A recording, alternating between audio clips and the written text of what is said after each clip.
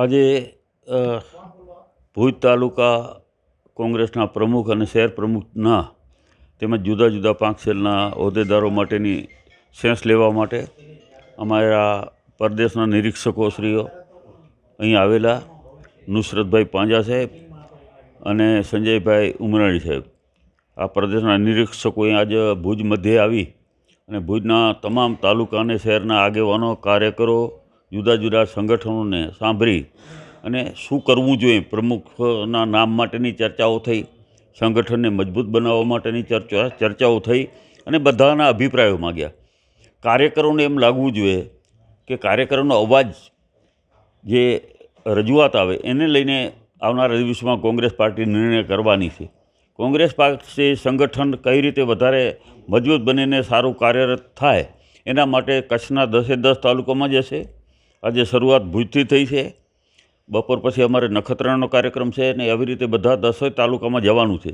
પણ મુખ્ય મુદ્દો અમારો એ છે કે જે પણ અમારે જવાબદારી જેમને સોંપવાની છે જિલ્લાના તાલુકાના પ્રમુખોને જે નિયુક્ત કરવાના છે, જિલ્લાના પ્રમુખ તરીકે પણ આ રીતે જ અમારા બધા સેન્સ લેવાયેલ હતા. એવી રીતે તાલુકા શહેરના લોકો, કાર્યકરોને, હોદ્દેદારોને, આગેવાનોને સાંભળી અને એની જે રજૂઆત આવશે એના પ્રમાણે આવનારા દિવસોમાં કોંગ્રેસ પક્ષ પ્રમુખોની નિયુક્તિ કરશે. આગામી 20 તારીખ સુધીમાં સમગ્ર ગુજરાતમાં તાલુકાના શહેરના પ્રમુખોની નિમણૂકો કરવામાં આવશે અને બધાને મોટી જવાબદારી આપવામાં આવશે કે એક હોદ્દા સાથેની એક જવાબદારી સાથે એમને જવાબદારી સોંપવામાં આવશે. આવનારા દિવસોમાં અમારે નગરપાલિકા, તાલુકા પંચાયત અને જિલ્લા પંચાયતની જ્યારે ચૂંટણીઓ આવી રહી છે ત્યારે અત્યારથી જ સંગઠનને એક મજબૂત કરી અને લોકોની વચ્ચે જઈ અને આવનારા સમયમાં નગરપાલિકા, તાલુકા, જિલ્લા પંચાયતમાં સારો દેખાવ કોંગ્રેસ પક્ષ કરે એના માટેની તૈયારીના એક ભાગરૂપે આજ સંગઠન સર્જન અભિયાન તરીકે સમગ્ર ગુજરાતમાં અભિયાન ચાલી રહ્યું છે અને લોકોનો જે અવાજ આવશે, કાર્યકરોનો જે અવાજ આવશે એને અમે આવનારા દિવસોમાં પ્રમુખ તરીકેની જવાબદારી આપીશું.